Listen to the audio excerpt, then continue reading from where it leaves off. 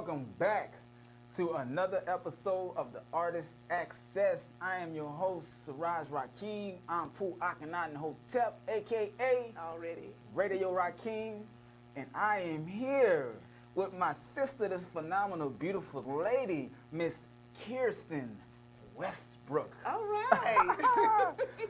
Look, and we got our matching stones on the day. We ain't even playing crystal that. quartz, You know what I'm talking about? yeah, Look. we ain't even playing it. Yes, Yeah. on the same page, on the same wavelength. That's So right. look, man, how are you doing? I am doing great. I've got a lot going on right now. Right. Just started going back to work, trying to push my book. So it's a lot. It's a lot, but you know, hard work. That's how you get things done. Right. You know. Right. You gotta keep it moving. Gotta keep it moving. Right. No rest for the weary. Now this is part 2, volume 2. It's second edition. Second edition. Yes. Right. Yes. So it's called When Your Soul Speaks, When your Listen. soul speaks, Yes. listen. So By your title, I got to tell you. Yes. So the first edition came out in 2019, and the second edition came out in 2022. Okay. Both works are basically the same information, except this is like an improved version, I would say. Okay. The cover is different. The editing is better, and all the pictures are in color. Took your time with this one, and I just and it's post-COVID. So when my first book came out, it was pre-COVID, and it's about spiritual and mental healing. So when I saw a need, and you know, because of COVID, I couldn't push my book like I really wanted to, because all of the stuff I had lined up to push the book got canceled. Right. So here we are.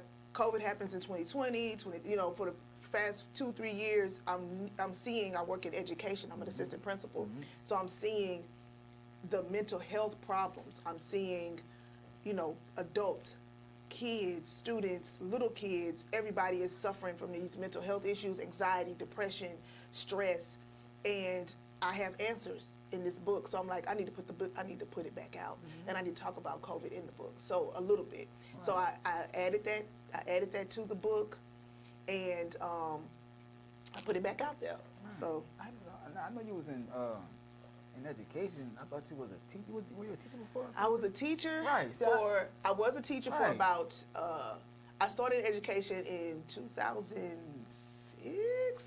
Okay. I was in the classroom for about 13 years, and then I was an academic instructional coach for about 7 years, and now I'm in administration. Okay, that's awesome. Yeah.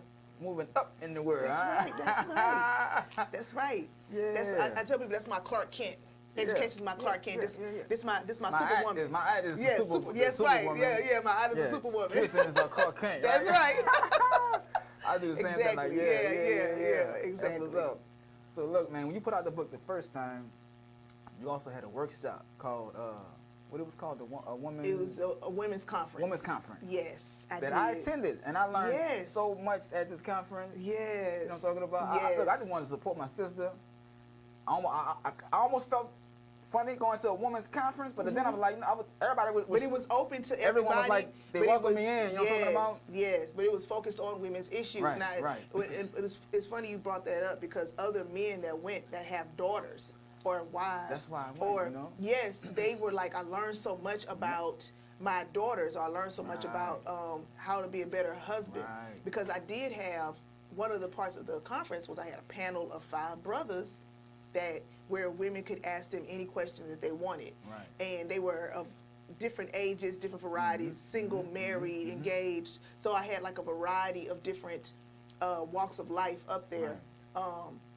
But yeah, it was the conference was very, very successful, and that was how I launched that first book. Look, that's right. You got to do another one, because that conference was awesome. You hear me? Yeah. I never seen nothing like that ever done before. Wow. You feel me? And it was like I said, you got to do that again. And this time I would like to be on the panel. You know what I'm talking about? Okay. Put me on the panel this time. You know what I'm saying? But man, that like I said, all of the women you had speaking, they all taught like 5 different classes, and I mean, I learned so much that day. You feel me? Yes. Yeah. Yes, that's right. We had a doula. She taught about like the woman's, the health of the woman's body, the uterus, and the different ways that we attract the negativity. And then I talk about that also, like that's your sacral chakra. That's that second chakra that people don't realize that if you suffered any kind of trauma from sexual abuse, molestation, that blocks all of that. And you can have fibroids, cysts, all of those things start growing in your uterus, and you don't know why your periods are all off. You don't know what's going on with my feminine area. And it's because you went through some kind of trauma that blocked that sacral chakra, and now it's affecting your health. A lot of people don't know that. And the doula spoke about a lot of the health issues that women have, that they don't really know that there are healthy ways to fix them. You know, if I tell you, I think just in the past month, I've come across 3 or 4 black women who said they've had hysterectomies, and they are all in their 40s. And it's because of like fibroids, and it's like, and I don't hear any other race of women talking about getting hysterectomies. So it's like, what is going on? And that's one of the things that's one of the ways to heal fibroids or to get rid of them, or different things that's going on. But there are healthy ways to deal with that a lot of people don't know about. Like the yoni steam. You know what I'm talking about? The yoni steam is something that definitely, if a woman does it on a regular basis, that can definitely help, because those are natural herbs that are naturally going and healing. And if you do it on a regular basis, like once a month, like right after your cycle is done, yoni steams definitely help. Even waist beads, wearing waist beads with the right crystals. Just showing your that area some love. Speaking positive to it.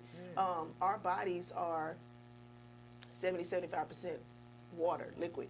And I don't know if you've ever seen that water test that they've done, where they put like negative words on the bottle, and then put the water underneath the microscope, and it was all muggy. And then when they put positive words on the bottle, it crystallized. So if you think about, if that happened to like a cup of water, and your body is right. So if you let someone speak negativity to you, what's happening on your inside? On a cellular level, on the molecular level, I mean, you got to think about that kind of stuff. Your body is responding to that. How much negativity are you allowing to come into your psyche? How much negative? How many negative words are you allowing to come into your life? You know, that's got to cut them people out. Right. That's why I do my affirmations every day, all day. I do it so much that it's just a normal thing. Just constantly speaking positive words over myself and over my kids and over the planet and over everybody. To me, I do it so much, it's normal now. It's just a part of my everyday practice. There's affirmations that go with each chakra. That I made videos on my social media talking about, you know, the chakra system, and also affirmations. There's a singing group called Beautiful Chorus, and they have an album called Wheels of Light. That's the name of my movie, Wheels of Light. That's right. That's what I'm supposed to be. Yeah, I got you. So on that album, they have a mantra that they sing a cappella for every chakra. So it's 7 songs, and each song is about 7 minutes long each, you know. But whenever I'm having like a rough time, a rough day, I just play that in my car. And do what it do, huh? Yeah. You gotta send that to me. I gotta get on that. Yes.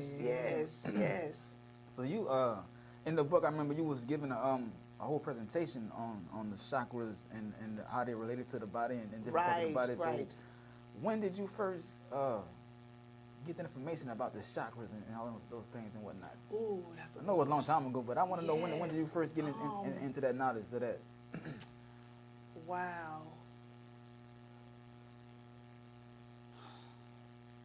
It ain't that long ago, huh? I think it was around the time that I figured out that I was an empath. Okay. So I read this book called Positive Energy by Judith Orloff. And that book blew my mind, because I was going through so much stuff. Like I would be in a crowded room and I would just feeling all of that stuff, huh? Oh man, and I would just be feeling everything. Or I would be, let's say you and I are just having a conversation and you just went through something, and I could feel exactly what you're feeling, but I didn't go through it. Right. But I know what you're feeling. I would touch a friend, you know, and just start crying, and I'm like, and I had no idea what I was going through, and then this book explained it all. So that was the start of me figuring out, you know, something about myself. And I think it was around the same time that I started studying the chakra system, and I believe it was when I started going to the Self-Empowerment Center is when I first started learning about the chakra system. And that was, what, 2015? Okay. You know, 2014.